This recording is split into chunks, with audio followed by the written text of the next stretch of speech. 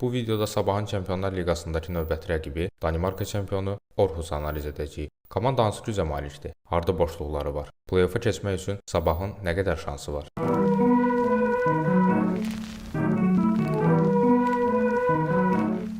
Danimarkanın ikinci böyük şəhəri Aarhusu təmsil edən eyni adlı komanda ötən mövsüm 40 ildən sonra 6-cı dəfə Danimarka Superliqasının çempionu oldu.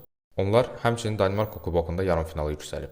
Danimarka millisinin keçmiş oyunçusu, baş məşqçi Jakob Poulsen komandanı intizamlı, təşkilatlanmış oyun tərzinə kökləyib. Aarhus çempion olan heyətdən 3 nəfər itirib. Müdafiənin əsas dirəkləri Felix Beymo və təcrübəli Henrik Dalsgaard klubdan ayrılıb. Bu müdafiə xəttində boşluq yaradıb. Klub əfsanəsi Patrick Mortensen də komandadan gedib. Zədə səbəbilə Kevin Jakob, Markus Solbakken, Nikolay Paulsen, Richmond Jamfi və Tobias Mølgaard sərəncamda olmayan oyunculardır. Aarhusun Sabah qarşısında ən üstün cəhətlərindən biri fiziki mübarizə olacaq. Xüsusilə müdafiədə Frederik Tingager kimi hündür və güclü oyuncuları var. Standart vəziyyətlərdə, kün zərbələrində və uzun toplarda ciddi təhlükə yarada bilirlər.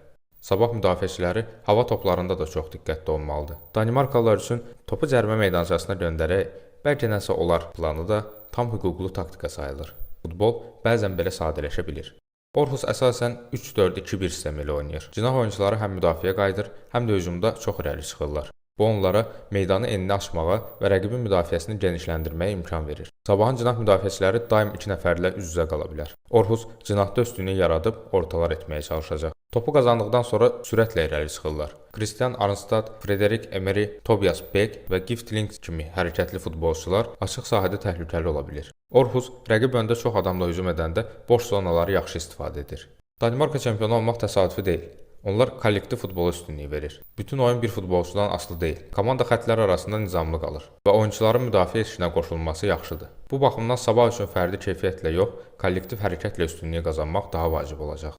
Komandanın hücum potensialı yüksəkdir. Keçən mövsüm məhsuldarlıqla seçiliblər. Lexli oyun göstərdi ki, Aarhus fiziki baxımdan 120 dəqiqə hazırdır. Bu, yaxşı fiziki hazırlıq və ehtiyat oyuncuların effektiv olması deməkdir. Cinah oyuncuları çox irəli çıxanda onların arxasında geniş sahələr qalır. Sabah topu qazandıqdan sonra sürətli əks hücumlarla həmin zonalara hücum edə bilər. Aarhus rəqib yarım sahəsində oynamağı sevir. Bu isə müdafiə arxasında boşluqlar yarada bilər. Xüsusilə Aarhusun cinah oyuncusu hücumda olanda Sabahın cinah oyuncuları dərhal arxaya qaçmalıdır. Bu, ən real hücum yollarından biridir. Sabah topu uzun müddət saxlamasa belə 2-3 düzgün keçid hücumu təhlükəli vəziyyət yarada bilər. Arxadan ötürmələrlə çıxmağa çalışanda mərkəzdə səhvlərə yol verə bilirlər. Sabahın ön xəttdə koordinasiyalı pressingi nəticə verə bilər. Amma kör-körənə pressing etmək təhlükəlidir. Çünki Aarhus təzyiqi yarandan sonra geniş boşluqlar tapacaq. Brøndby maçı göstərdi ki, bərabər oyunlarda Aarhus çox risk etmir. Nəzarətli tempdə oynayır, səbirlə boşluqlar axtarır, lakin bu az sayda dəqiq zərbəyə gətirib çıxardır.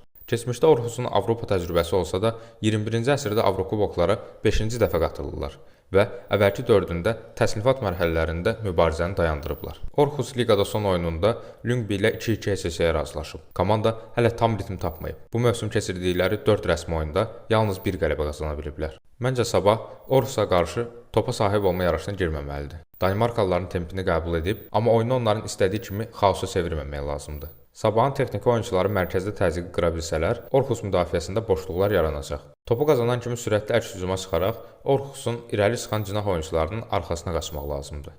Sabah cərimə meydançasını yaxşı bağlasa, Ağayevin hücumları daha proqnozlaşdırılan ola bilər. Aarhus fiziki, intizamlı, cinahlardan təhlükəli və hava toplarında güclü komandadır.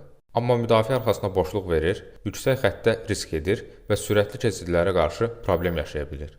Sabah üçün çətin rəqibdir. Amma mümkünsüz deyil.